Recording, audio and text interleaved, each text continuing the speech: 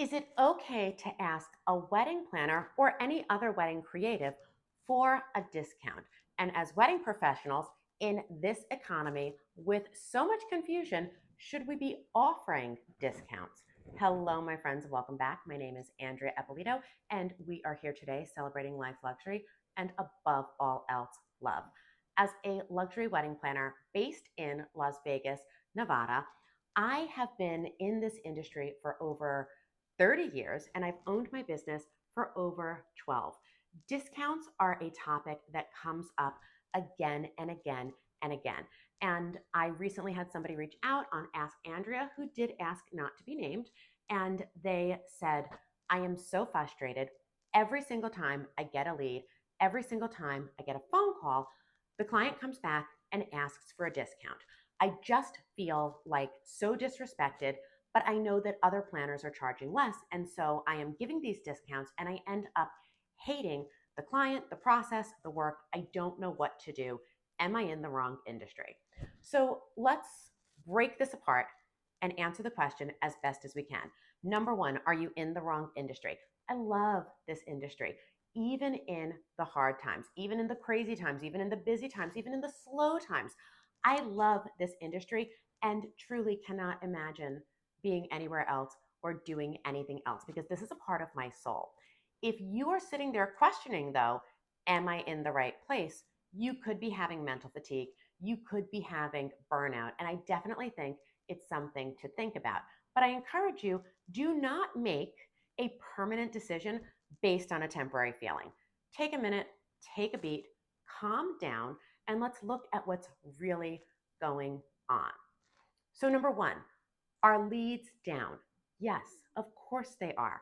Why are leads down? Because for 2.5 years during the pandemic, people weren't dating, people weren't getting engaged, people weren't sure about their lives, people broke up. And so you have this gap of people who may have gotten engaged who broke up, of people who would have been dating and would have met someone that didn't, and people who are simply unsure. Add to that inflation, economic unrest. Of course, there's a general slowing down in the market. And that's okay because markets are cyclical. They will go up, they will go down. And wherever it is that you are today, there's no guarantee you're going to be there in 2, 3, 7 years. So, what you need to do is instead, you need to look at your business.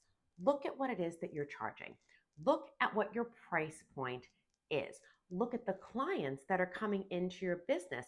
And the first thing to do is ask yourself, do my offerings, whether it's a package, whether it's custom, whatever service it is that you're providing, does this actually answer my client's question? Does it fulfill their needs? Am I truly, in today's economy, seeing people understanding the nuances of what a 2023, 2024, 2025 couple cares about? Or am I acting like it's still 2019 and I'm just churning out the same stuff? If you lived through the last 3 to 5 years and you didn't grow and you didn't change and you didn't learn, then of course you're going to get pricing pushback because you are a dinosaur. You didn't evolve. And so you are offering things that people may not find as valuable, and you are charging at a place that they may not understand or that they may not be comfortable with. And so I always believe every question starts with you. Look at your clients. Really do a deep dive avatar. Look at who they are, what they need, why they're coming to you. And then once you understand them, I encourage you to look at your offerings and ask yourself, have the hard conversation with you. Have somebody else from the outside. Have a trusted friend who's not in the wedding space. Have a colleague that you believe will give you the hard and ugly truths. Ask them, is what I am offering, are my services legitimately built for the right client? Do I need to be marketing myself differently? Do I need to be having different conversations? Do I need to be growing and changing what it is that I am offering people so that I can better meet their needs? Because when you are giving people what they need and also giving them what they want, they are much more likely to buy. And then after that, I really want you, and we talked about this in the last video, however it is you charge, whether it's a flat fee, a percentage, a combination, however it is that you choose to price your services, you need to understand within yourself, where did that number come from?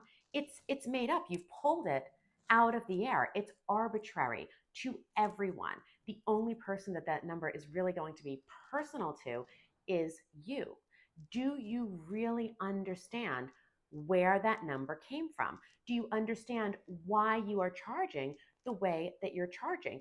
And can you have a meaningful conversation with a potential client that says, this is who I am, this is what I do, this is how I charge, and why? Because if you cannot have that conversation, you are dead in the water. You will never be able to move forward.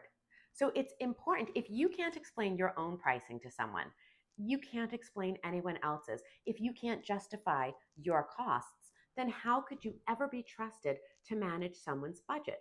So you need to be very, very comfortable talking about money. And the last part of this is, should you give discounts, especially when somebody else is out there charging less? My personal opinion, this is two sides of the same coin. Number one, I do not care what anyone else is charging. Nobody else is me. Nobody does what I do. Nobody sees the world the way that I see it. Nobody else can give you the incredibly unique experience that we are going to have together, because our connection is absolute. And so what somebody else charges is none of my business. I'm not interested. I don't care. And the idea that I am going to give you a discount just because somebody else charges less, well, we've all seen the memes. If I'm too much, go find less. I'm not going to discount because you found someone who provides less than I do and who charges less than I do. That doesn't make any sense. However, money is a conversation, and an intelligent client, don't feel like the request for a discount is disrespectful. People are managing their money. They're paying really close attention to what's happening in the world. They're being smart about their dollars. And so when somebody says, is there any latitude? Is there flexibility? Can I get a discount? Your response should be, first of all, I completely understand the ask. I respect the ask because it shows that you're paying attention to money. That being said, I don't discount my services. However, let's really talk. Let's get a full understanding of what you need, what you value, and what I can provide so that we can come up with a number that we are both comfortable with. And if at the end of that conversation, there's a number on the table and you hear a voice in your head going, it's like I want it.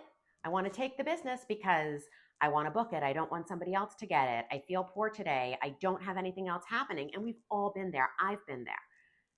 But if you have that nagging voice and you feel like you've given too much up, then you as the professional have a responsibility to say to the client, I have to be honest with you. I like you very much as a person. I feel a deep connection. I would love nothing more than to do this wedding. However, in order for me to feel good about the work, in order for me to give you my best work, and I can't imagine that you want anything other than my best, this is where I need to be financially. I understand if your budget doesn't allow for it, but if it does, this is my price point. And you need to be okay walking away. Discounting to take business away from another wedding planner is a race to the bottom. And consistently discounting out of fear, out of lack, out of pressure is a race against time and yourself, because that is when you find yourself up in the middle of the night asking yourself, am I in the right industry? My answer is always yes. We just have to find our way through together. If you are a wedding planner and an event designer, if you are any creative out there, you have built this business in order to give back to the world, but you've also built a business as a way to sustain your life. Make sure that the business you build is doing both. My friends, that is our time for today. Thank you so much for being here. If you have any other questions, please visit www.andreaeppolito.com/ask. I love this industry. I love our time together, and I look forward to talking to you again soon.